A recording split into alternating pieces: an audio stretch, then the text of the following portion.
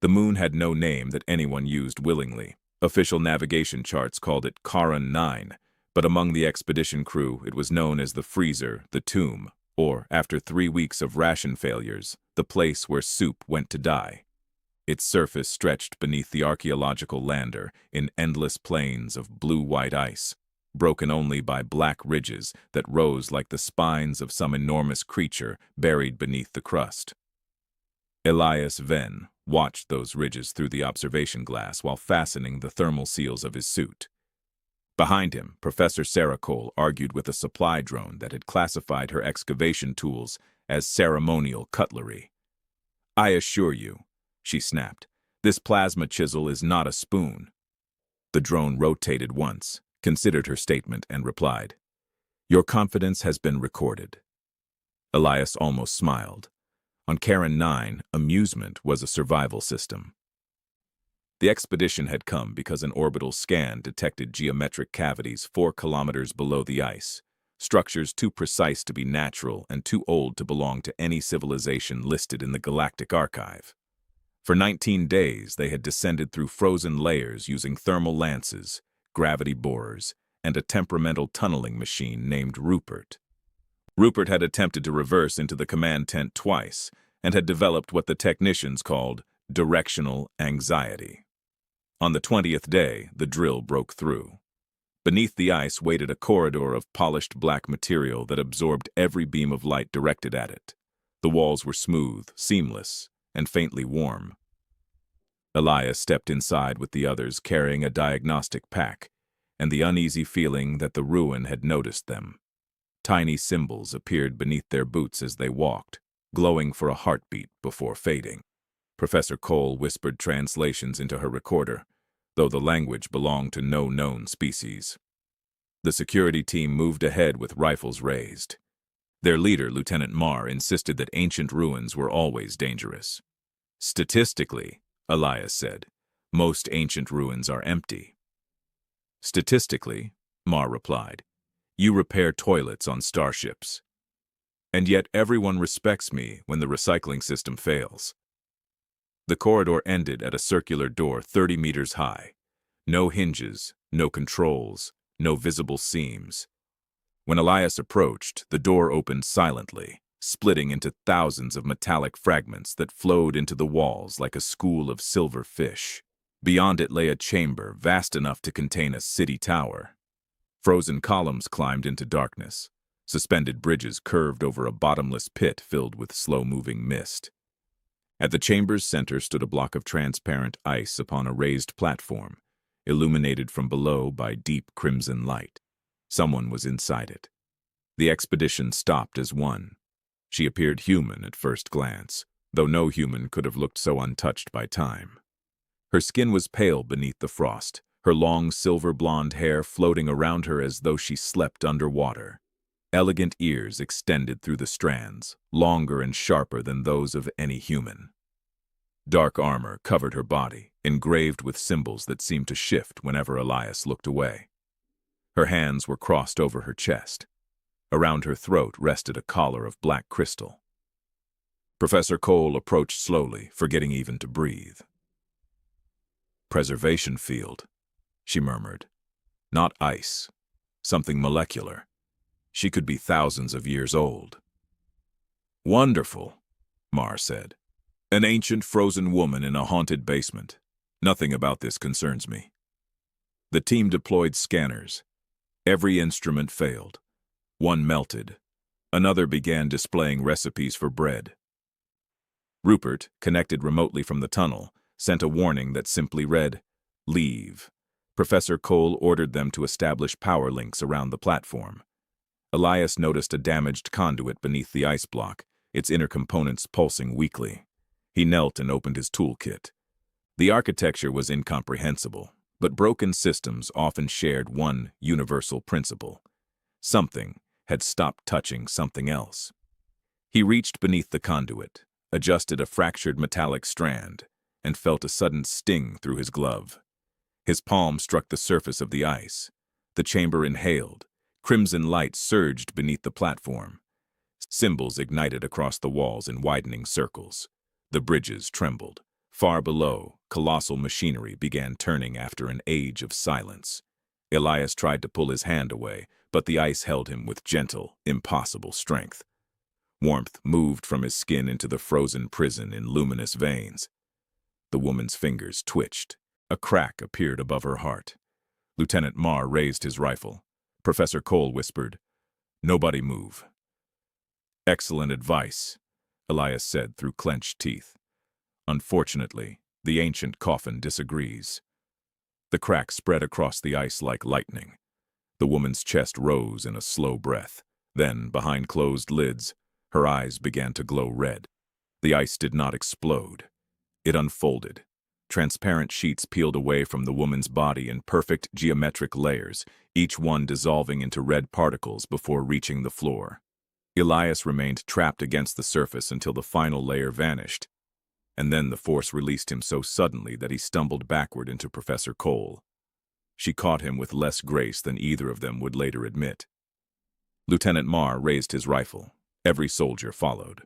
The woman opened her eyes. They were not glowing now, but deep crimson, clear and watchful. She drew one slow breath, then another, as though testing whether the universe still contained air. Frost slid from her silver-blonde hair and dark armor. Her long ears twitched faintly at the sound of weapon safeties clicking. "Lower them," Elias said. "Why?" Marr whispered. "Because she hasn't attacked us. Neither has the floor, but I'm still suspicious of it." The woman stepped from the broken prison. Her bare feet touched the black platform, and crimson symbols awakened beneath them. She looked at the rifles without fear, then lifted one hand. Every weapon came apart at once. Barrels, power cells, targeting lenses, and grips separated into hundreds of pieces and floated gently above the soldiers' palms. Marr stared at the remains of his rifle. "I had that calibrated yesterday." The woman turned her gaze to him. "You pointed a primitive combustion instrument at my heart." Her voice was low, smooth, and perfectly understandable, despite the unknown language carved into the walls. "It is a plasma rifle," Marr replied automatically. "Then your species has made progress in naming things incorrectly." One of the younger guards fainted. No one had touched him. He simply folded backward with ceremonial dignity. Elias looked down at him. "That's Bren. He does this around authority." Professor Cole stepped forward, pale with awe. "Who are you?" The woman studied her for several seconds, then looked past her toward the chamber. Her expression changed. She saw the frozen columns, the silent bridges, the dead machinery. She saw time. "How long?" she asked. Cole checked the translating field built into her wrist scanner, though it had already begun producing smoke. "We don't know exactly. The structure is at least 12,000 standard years old." Silence gathered around the woman. For the first time, something human entered her face. Not fear, but a grief too old to become visible all at once. She crossed the platform and touched one of the engraved pillars. The symbols beneath her fingers flickered weakly. 12,000. She repeated. Somewhere far below, ancient engines answered with a mournful vibration. Then she turned toward Elias. Her crimson eyes narrowed, not with hostility but recognition. "You." Elias glanced behind himself. "There are several people here. Only one of you carried the living resonance." She approached him. The soldiers moved instinctively, then remembered their weapons were still hovering in pieces. Her hand stopped a breath away from his chest. Blue light formed between her fingers, mapping his heartbeat, nervous system, and cellular structure in the air. Elias watched a translucent image of his own skeleton rotate beside them. "Could you remove the part where everyone sees my spine?" he asked. "It is structurally adequate." "That is the kindest medical opinion I have received." Her expression almost shifted. Almost. "Your biology awakened the seal.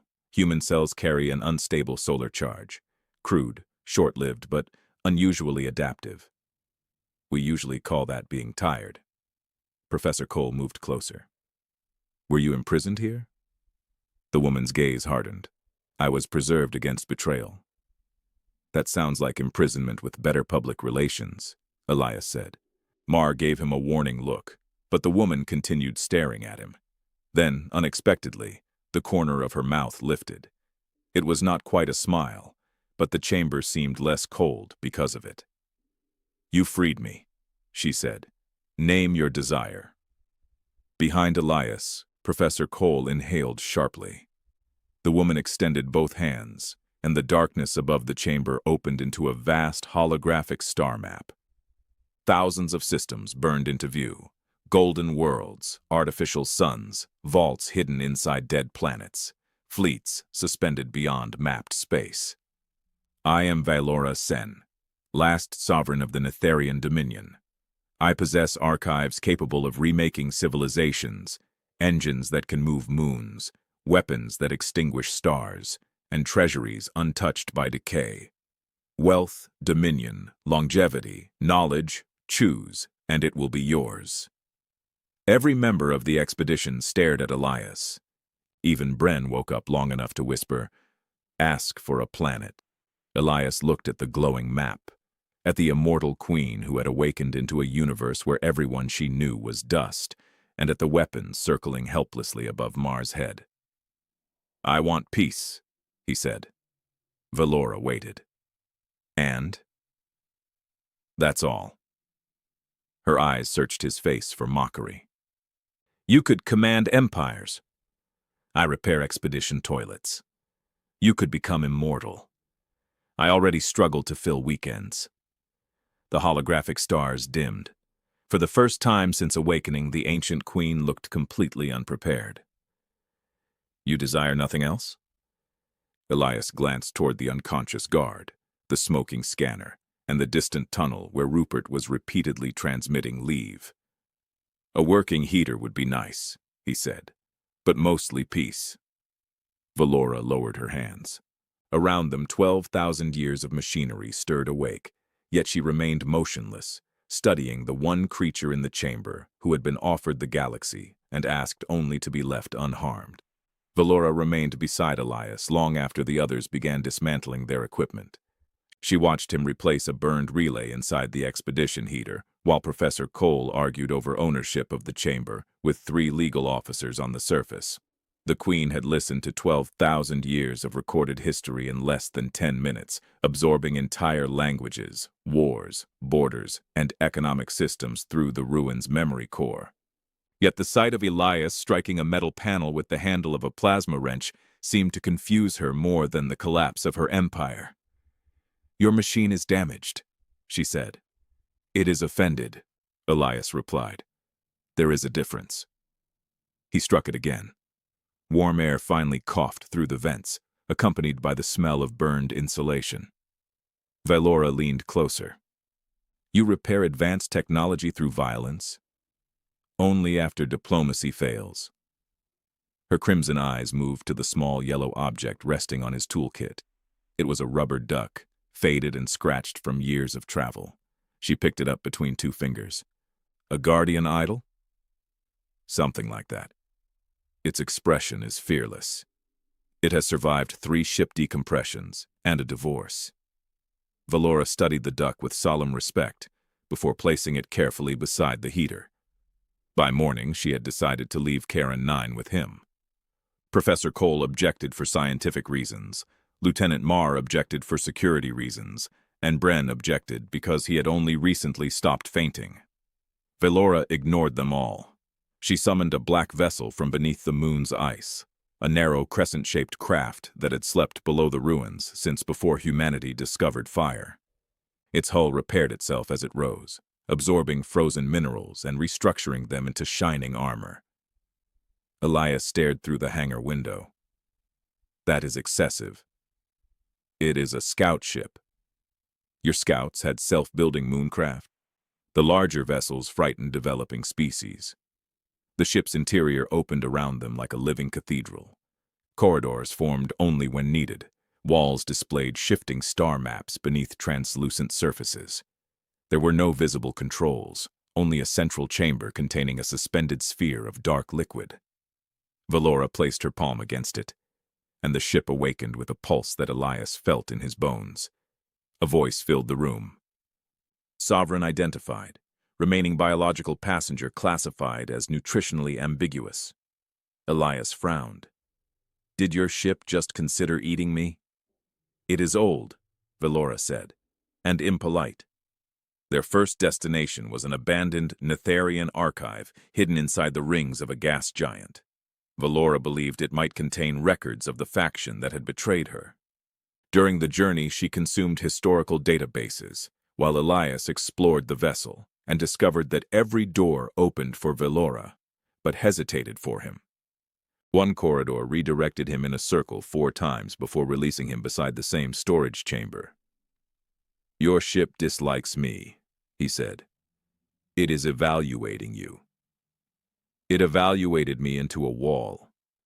Vaelora attempted to prepare him a drink after observing that humans depended heavily on caffeine. She produced a cup of black liquid that smoked, despite being cold. Elias took one cautious sip and lost feeling in his tongue. How is it? She asked. Powerful. You dislike it. I can hear colors. Her long ears lowered slightly. The archive described coffee as a stimulant used in rituals of endurance. That archive was written by someone with enemies. She replaced the cup with water, then quietly stored the recipe under prohibited compounds. When they reached the gas giant, enormous violet storms covered the planet below, each large enough to swallow continents. The archive station drifted inside the rings, hidden among shattered moons and metallic debris. Its towers were dark, but Vaelora's presence awakened a narrow path of crimson lights across the docking structure. She became silent as they entered. Dust lay untouched over statues of long-eared figures dressed in ceremonial armor. Many had their faces deliberately erased. Elias did not ask why. The archive's central intelligence activated when Vaelora approached, forming the image of an elderly Netherian woman made from fractured light. Sovereign, it whispered. The hunters endured. Vaelora's expression hardened. How many? Enough. The projection turned toward Elias, and they already know the human resonance has returned. The station shuddered. Outside, 3 unfamiliar ships emerged from behind the gas giant's rings, their hulls marked by a symbol Vaelora recognized immediately, a silver crown pierced by a blade. Her hand tightened around Elias's wrist. We must leave. I thought this was a hidden archive. It was. That sounds like another machine with directional anxiety. A warning tone spread through the chamber. The approaching ships launched clouds of needle-shaped drones that accelerated toward the station. Vaelora raised one hand, summoning armor over her body in flowing black segments.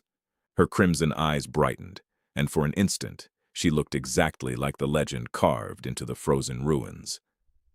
Stay behind me. Elias opened his toolkit and removed a compact pulse driver. I am beginning to suspect your version of peace requires unusually good insurance. Despite the danger, Vaelora smiled. Then the first drone struck the outer shield, and the ancient archive trembled around them. The first impact split the archive's outer shield into a web of red light. Dust fell from the ceiling in silver threads, and the holographic archivist flickered until half her face became a storm of static. Vaelora pulled Elias behind a pillar as needle drones punched through the docking ring, each machine no larger than a human arm and sharp enough to cut through hull plating. Your enemies are unpleasantly efficient, Elias said, opening his toolkit. They were bred for obedience. I was talking about the drones. Vaelora extended her hand. Darkness gathered around her fingers, not absence of light, but something heavier, a field that bent illumination inward. 3 drones froze in midair, crushed into glowing spheres, and dropped to the floor. More poured through the breach. Elias knelt beside an access panel and connected his pulse driver to the station's nervous system. The interface rejected him, burned his glove, then reluctantly displayed a schematic. It likes me less than your ship. Can you restore the defenses? Possibly. Can you stop anything from removing my head while I insult the wiring? Her crimson eyes sharpened. Gladly. She moved with frightening grace. Black armor flowed across her body in overlapping plates, while crimson energy blades formed along her wrists. She struck without wasted motion, slicing drones apart before they could fire. Yet Elias noticed she never released the full force hidden inside her.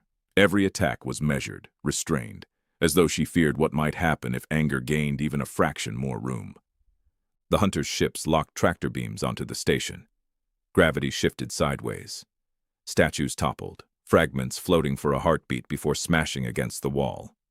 Elias braced his boots beneath a console. I have good news. Speak. The archive still has defense satellites. And the bad news? They believe we are unauthorized maintenance personnel. Vaelora destroyed another drone. Convince them otherwise. I am trying. They have requested Form 7C. What is that? Apparently the correct paperwork for surviving an invasion. The archivist reappeared beside him, translucent robes fluttering in non-existent wind. Human resonance accepted, she said. Temporary administrative authority granted. Elias stared. That was easier than expected. A complaint has also been filed against your tone. The defense network awakened. Hundreds of metallic shards hidden among the gas giant's rings rotated toward the attackers and fired lances of white energy. One hunter ship vanished inside a bloom of plasma. The others broke formation, but not before launching a final object toward the station, a black capsule that tore through the docking wall and embedded itself in the floor. Vaelora stopped moving. The capsule unfolded into a tall figure wearing silver armor and a smooth mask shaped like a smiling face. Sovereign Vaelora, it said. The surviving houses offer restoration. Return willingly, and the human will be rewarded. Elias looked up from the console. Do rewards include not being dissected? The masked figure tilted its head. His biological field belongs to the Dominion. That sounds like a no. Vaelora stepped between them. There is no Dominion. There will be when you kneel before the continuance. The figure projected images into the air. Fleets hidden inside dark nebulae. Laboratories built within hollow planets. Soldiers suspended in crimson fluid. At the center floated an artificial star wrapped in machinery. Vaelora's expression changed from anger to dread. The eclipsed heart, she whispered. We preserved your design, the envoy said. Soon it will feed again. The station lights dimmed as if the ancient structure had understood. Elias glanced at the artificial star and saw energy streams reaching toward inhabited systems. Feed on what? Vaelora did not answer immediately. Worlds. The envoy spread its arms. One sun may sustain 1,000 immortal rulers. Your sacrifice will restore the order you abandoned. Vaelora's face became still, but Elias felt the tremor in the hand she had closed around his wrist. The masked figure turned toward him. Human, give us the resonance within your blood, and you may choose wealth beyond measurement. Everyone keeps offering me wealth, Elias said. Does no one in this galaxy understand a quiet retirement? He triggered the station's magnetic field. The envoy's silver armor locked rigidly, dragged backward, and slammed against the broken docking wall. Vaelora looked at Elias in surprise. You attacked an immortal hunter with maintenance controls. Violence after diplomacy. I explained this.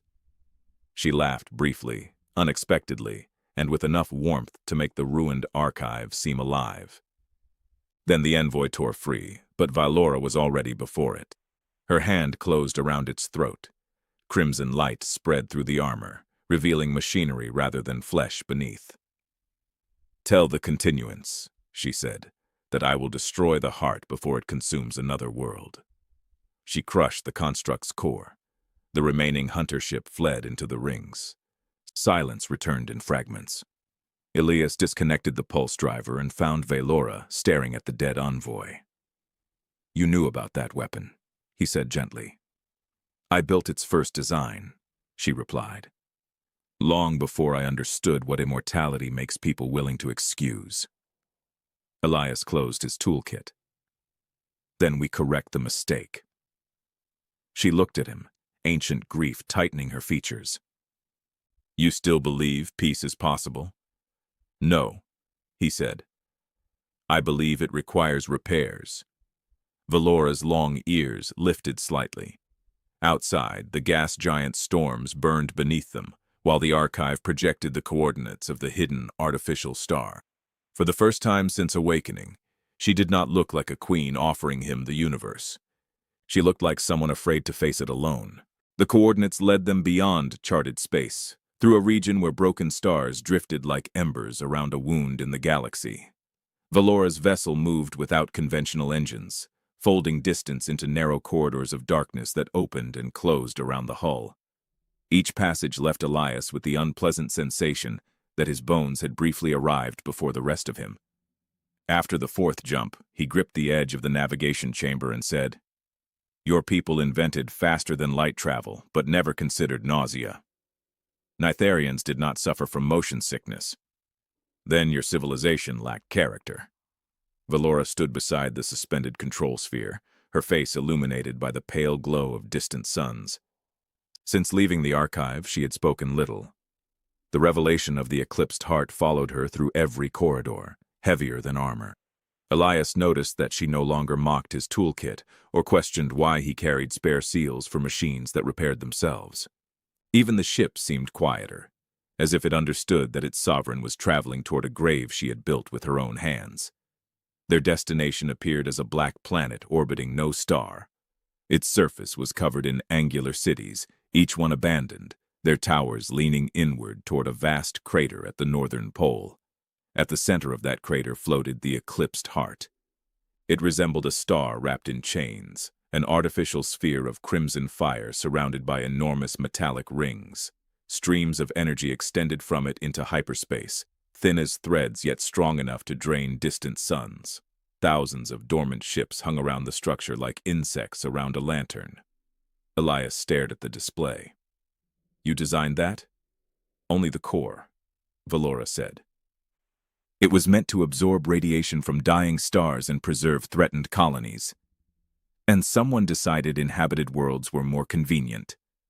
Her jaw tightened. Power rarely remains loyal to its first purpose. The vessel descended into the abandoned capital beneath a veil of cloaking fields. Ancient streets passed below them, filled with frozen statues and machines fused into the stone. They landed inside a palace whose roof had collapsed thousands of years earlier. Vaelora stepped onto the cracked floor and stopped before a mural depicting her younger self, standing above kneeling worlds. Her long ears lowered. They remembered the wrong parts. Elias studied the mural. The artist made you taller. I was taller. That is not how time works. It is how royal art works. The faint smile she gave him disappeared when a voice emerged from the darkness. Welcome home, Mother of Eternity. Figures appeared along the shattered balconies, dozens of them, wearing silver masks and black ceremonial armor. At their center stood a Nitharian man with white hair and eyes replaced by rotating crimson lenses. Vaelora recognized him immediately. Sareth. You remember me. You were my chief physician. I was the first to understand your gift. Sareth descended without touching the stairs, held aloft by a gravitational field. Behind him, holograms showed worlds dimming beneath the pull of the eclipsed heart.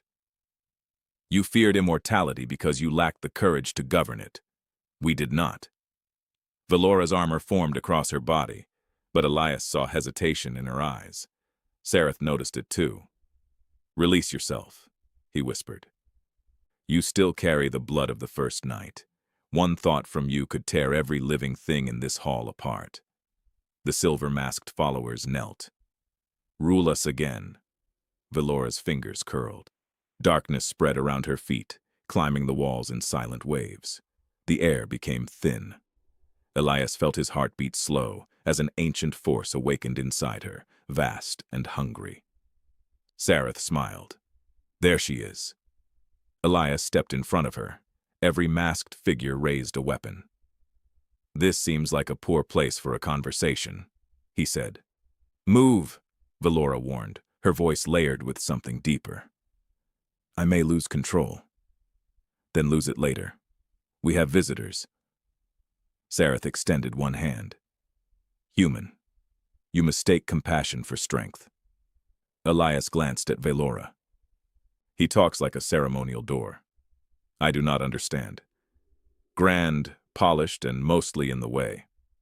A quiet sound escaped her, almost a laugh. The darkness around her feet weakened.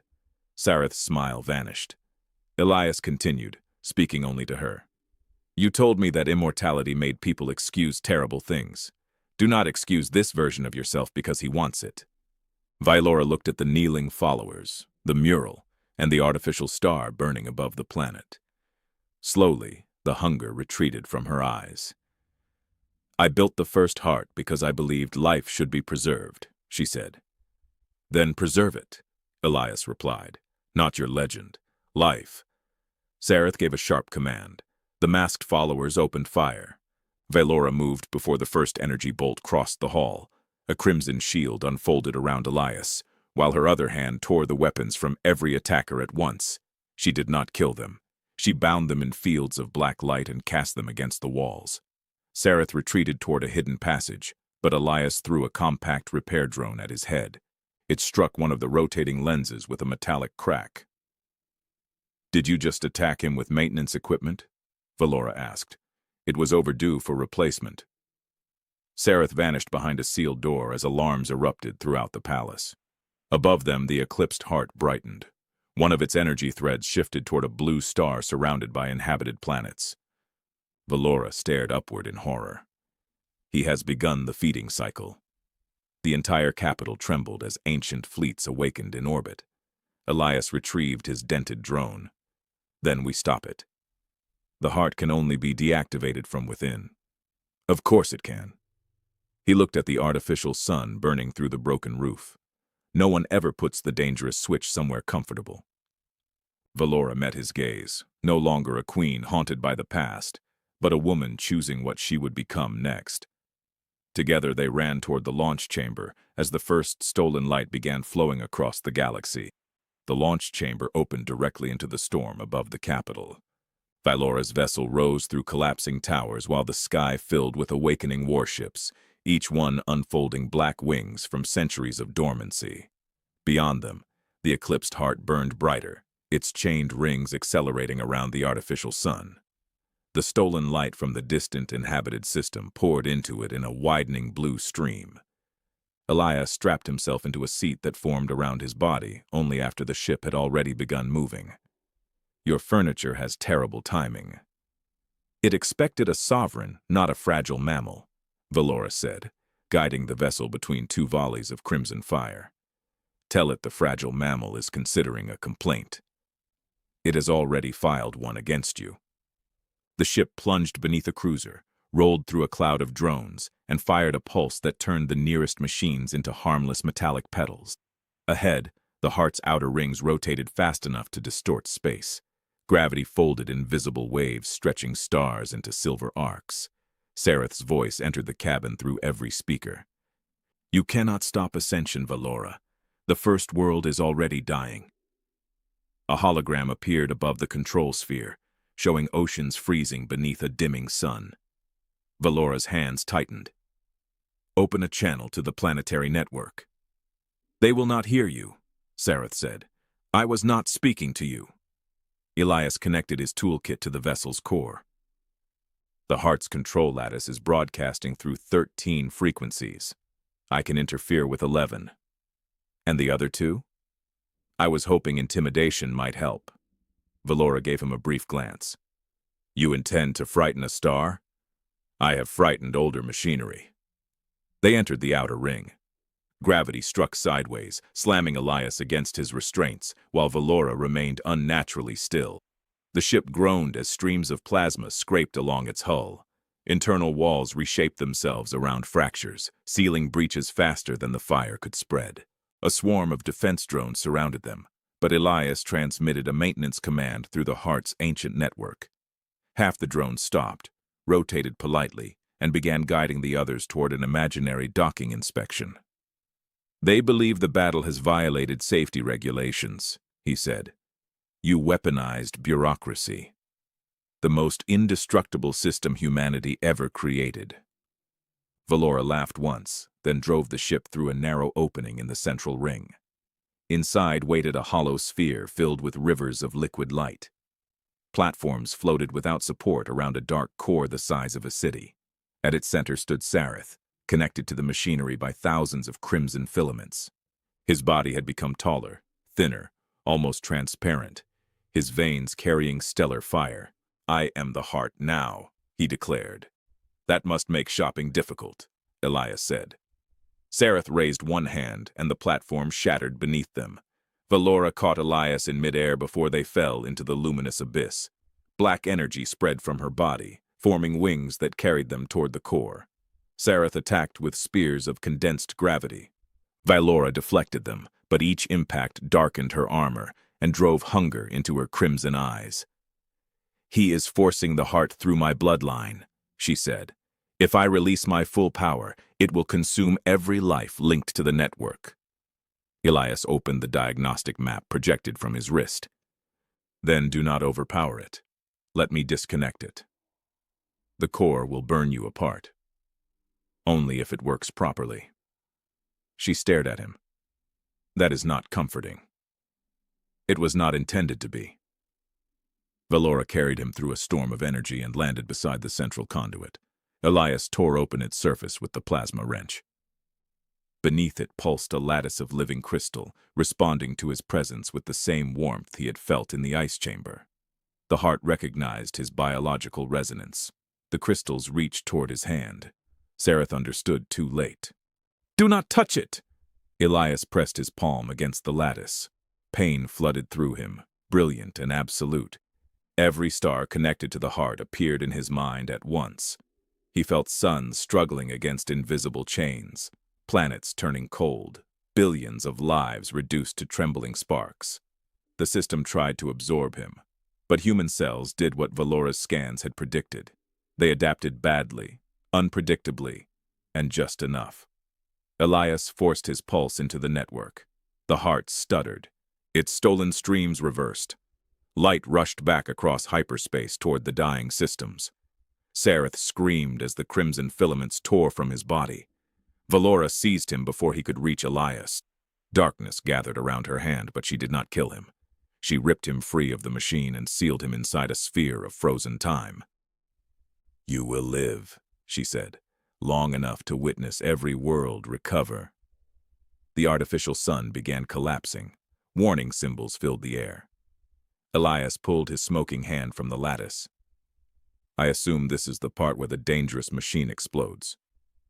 "Yes. At least it respects tradition." Vaelora lifted him as the platforms disintegrated. They flew through the rupturing core while liquid fire chased them between the rings. Their ship met them at the opening, complaining loudly about unauthorized atmospheric damage. The moment they crossed the threshold, it folded space around itself. Behind them, the eclipsed heart collapsed into a silent point of white light. The shockwave passed through the fleet, shutting down every ancient warship without destroying them. Far away, the stolen stars brightened again. Elias lay against the cabin floor, his hand bandaged in cooling crystal. Vaelora knelt beside him, her face stripped of royal distance. "You could have died." "I was promised peace," he murmured. "I am beginning to think the contract was misleading." Her long ears lowered, and then she laughed through tears she had not shed in 12,000 years. 3 months after the eclipsed heart collapsed, the first restored sunrise reached the ocean world of Theris. Elias watched it through the window of Vaelora's ship as the planet's frozen seas cracked into silver rivers beneath a strengthening sun. Across the system, orbital mirrors adjusted their angles, agricultural satellites reopened their wings, and cities that had prepared for extinction filled their skies with celebration signals. The stolen light had returned, but recovery required more than a miracle. It required engineers, diplomats, medical fleets, supply routes, and an astonishing number of forms. Elias had survived an artificial star only to spend 11 days approving power grid requests. "I warned you," he told Vaelora. "Bureaucracy is the universe's true immortal species." She stood beside him in dark ceremonial armor, her silver blonde hair falling over her shoulders and her long ears framed by a simple black circlet. She no longer wore the crown of the Netherian dominion. That crown now rested inside a sealed archive beside Sereth's frozen prison and the records of every crime committed by the Continuance. The surviving houses had surrendered after the Heart's destruction. Some had expected execution. Instead, Vaelora ordered trials, reparations, and the dismantling of every immortality laboratory built with stolen life. "They fear mercy more than punishment," she said. "Punishment is familiar." Then perhaps they needed something new. Their vessel descended toward a station built above Theris.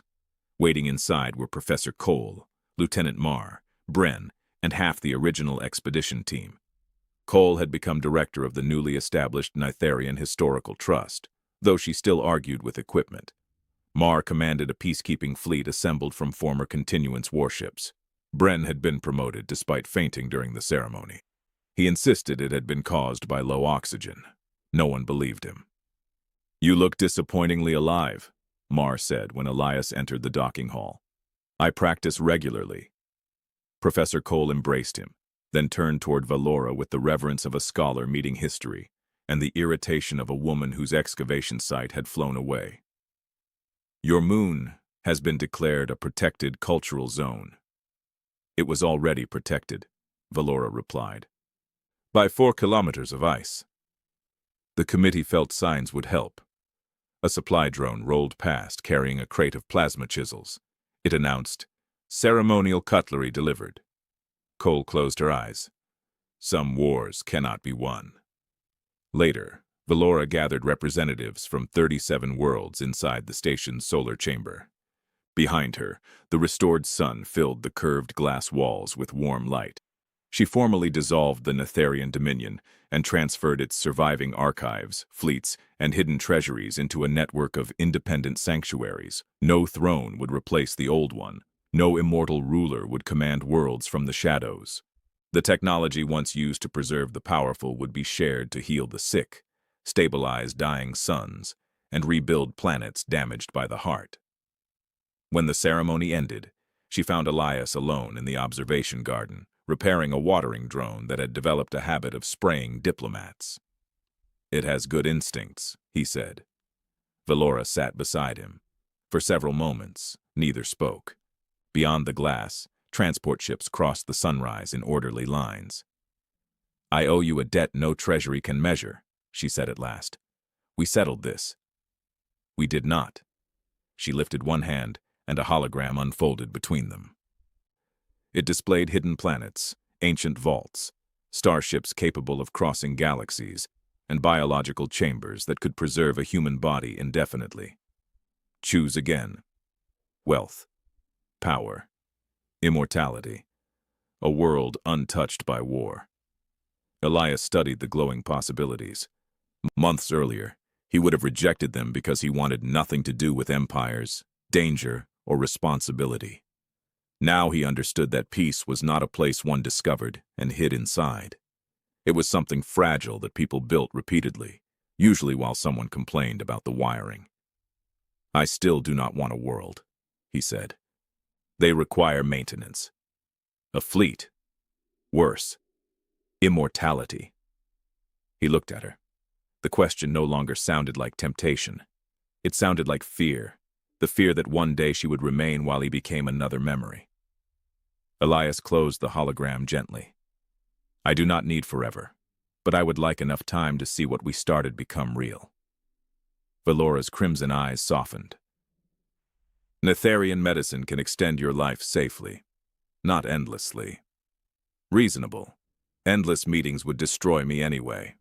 She laughed, no longer with surprise, but easily. Elias took the faded rubber duck from his toolkit and placed it in her hand. "You should keep this." Vaelora regarded it with solemn affection. "The guardian idol. It protects sovereigns with poor judgment. Then it has much work ahead." She closed her fingers around it. In the years that followed, sanctuaries rose where military outposts had once stood. Former enemies worked together beneath artificial skies. The ancient fleets carried food instead of soldiers. Professor Cole filled entire archives. Mar complained through every successful peace conference, and Bren eventually learned to remain conscious in Vaelora's presence. Elias became the chief architect of the sanctuary network, though he continued introducing himself as a repairman. Vaelora never reclaimed her empire. She became its opposite, not a ruler above worlds, but a guardian moving among them. On a quiet evening years later, she and Elias stood on a small moon covered in newly planted forests. Children from several species chased luminous insects between the trees while maintenance drones hummed overhead. No armies waited beyond the horizon. No ancient weapons stirred beneath the ground. Vaelora slipped her hand into his. "Is this the peace you desired?" Elias listened to the wind moving through alien leaves. "Almost." "What is missing?" A watering drone rolled past and sprayed Lieutenant Mar directly in the face. Elias watched him shout at it while the children laughed. "Nothing," he said. "Now it is perfect.